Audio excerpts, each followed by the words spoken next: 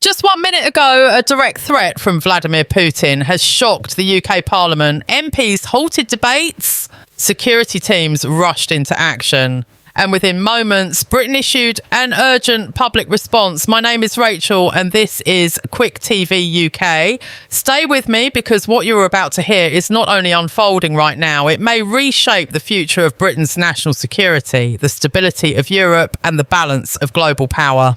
It began as an ordinary day inside the Houses of Parliament. MPs were preparing for a routine security briefing. Nothing unusual, nothing alarming. Yet just moments later, a message arrived from the Kremlin that changed the entire tone of British politics. Reports describe it as direct, personal, and more forceful than anything seen in recent years. For a moment, the chamber fell into silence, as if the whole building understood the weight of what had just been said. According to officials close to the situation, the warning from Putin was not hidden behind diplomatic language. It was described as a straightforward threat, delivered in a way that demanded immediate attention. It referenced Britain's role in supporting Ukraine, its intelligence sharing with European allies, and even hinted at consequences if the UK continued what Russia calls hostile involvement in the region. The message appeared designed to create fear, hesitation, and instability right at the heart of a British leadership. Within seconds, senior security advisors were contacted. Phones began vibrating on the benches. A number of MPs later said they had never seen such an urgent reaction inside Parliament. The Prime Minister was briefed instantly, even before all the details were shared publicly. What worried many was not only the tone of the threat, but the fact it included specific warnings about UK military operations, naval activity, and what Russia claimed were unacceptable provocations. It was clear this was not a routine political statement. This was something far more serious. Outside in Westminster Square, journalists could sense that something unusual was happening. Staff moved quickly between buildings. Police presence increased. A few passers-by reported seeing vehicles entering the parliamentary estate at high speed. By the afternoon, rumours had already begun spreading through social media, but the full truth was still being shaped behind closed doors. The situation escalated after Russian state media channels began circulating the same message, framing it as a response to British interference. This instantly caught the attention of intelligence agencies, who recognised it as a coordinated pressure tactic. Russia was not just speaking to the UK government, it was speaking to the British public, attempting to create doubt and concern at home. What many people don't realise is that this type of messaging is often part of a larger strategic move. When a country like Russia issues a direct threat, it can signal upcoming cyber activity, increased military patrols, or diplomatic disruption. British analysts immediately began scanning for unusual electronic activity, monitoring reports from NATO partners, and preparing for any sign that Russia intended to raise tensions even further.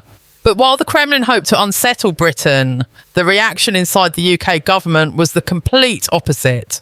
The message did not weaken resolve. If anything, it strengthened it. Senior ministers described Putin's words as reckless and dangerously irresponsible, emphasising that the UK would not be intimidated by threats, no matter how bold or direct they might be. Defence officials assured Parliament that Britain's national systems were secure and additional monitoring was put into place. At the same time, the Foreign Office issued a carefully worded but firm statement. It reminded Russia that the United Kingdom remains committed to supporting international security and will continue working with allies to protect European stability. Sources say the tone was deliberately decisive, designed to show Moscow that Britain was neither shaken nor confused by the sudden escalation. Yet underneath the strong public response, there is no denying that the situation is being taken extremely seriously. The UK has raised its alert level for certain departments.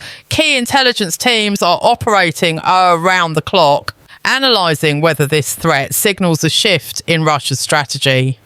And inside Parliament, discussions have already begun on how to strengthen Britain's defensive posture in the weeks ahead. As news of Putin's threat spread across Westminster, the UK government moved into its next phase, delivering a united and urgent national response. Behind the scenes, senior ministers gathered for an emergency security meeting.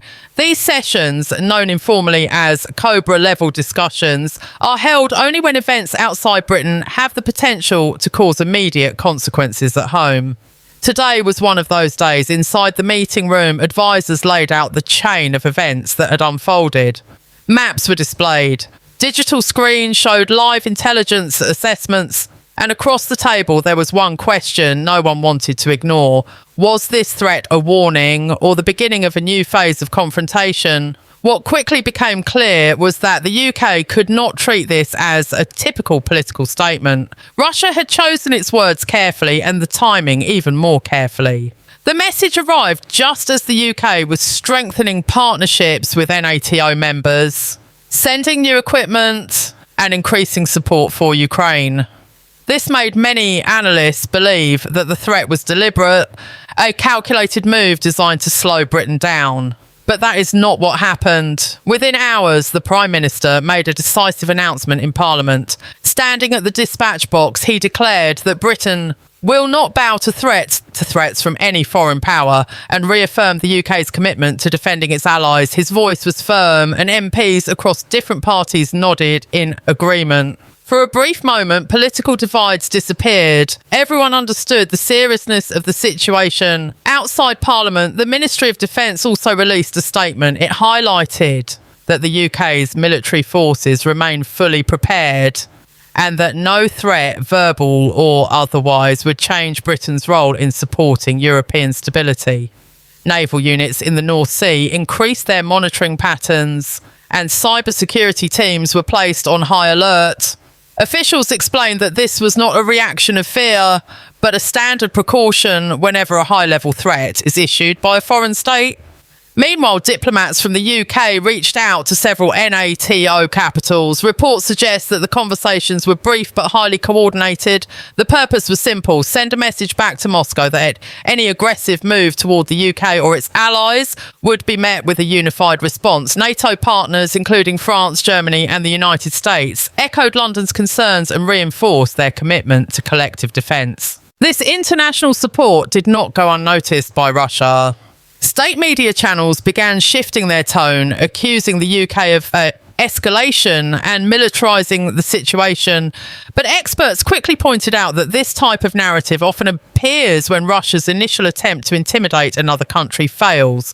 Instead of weakening Britain's resolve, the threat had triggered the exact opposite effect: greater unity among Western allies. Back home, the tone among the British public varied. Some felt anxious, understandably worried about rising tensions between two nuclear-armed nations. Others felt reassured by the confident government response. Newsrooms across the country dedicated special coverage to explain what Britain's alert level meant, what protections were already in place, and why Russia's threats, while serious, were unlikely to lead to direct conflict. Security experts also warned viewers to remain aware of another danger: information warfare. They explained that modern conflicts are not always fought with missiles or troops. Sometimes the real battlefield is online through misinformation, cyber attacks, or attempts to influence public opinion. Britain has experienced these challenges before, and authorities were now preparing once again to counter any online interference linked to this latest threat. As the evening progressed, more details emerged about the message that started everything. Several officials described the wording as unusually personal, hinting not just at geopolitical disputes, but at Britain specifically. Some believe this was a sign that Russia is becoming increasingly frustrated by the UK's consistent support for Ukraine. Others see it as a strategic test, a way for the Kremlin to measure how quickly and how strongly Britain would respond under pressure. If that was the intention, the answer became clear very quickly and very strongly. What happens next is the question now hanging over Europe. Will Russia push further?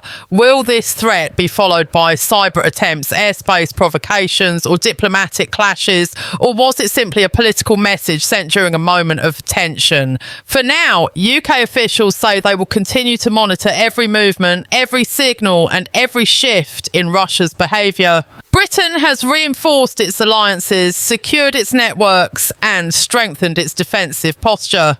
The message from London is unwavering. The United Kingdom will stand firm, protect its people, and remain committed to peace, stability, and international law. As we continue this developing story on Quick TV UK, I'm Rachel, and I'll bring you every update the moment it happens. Stay with us. This situation is far from over, and the world is watching closely.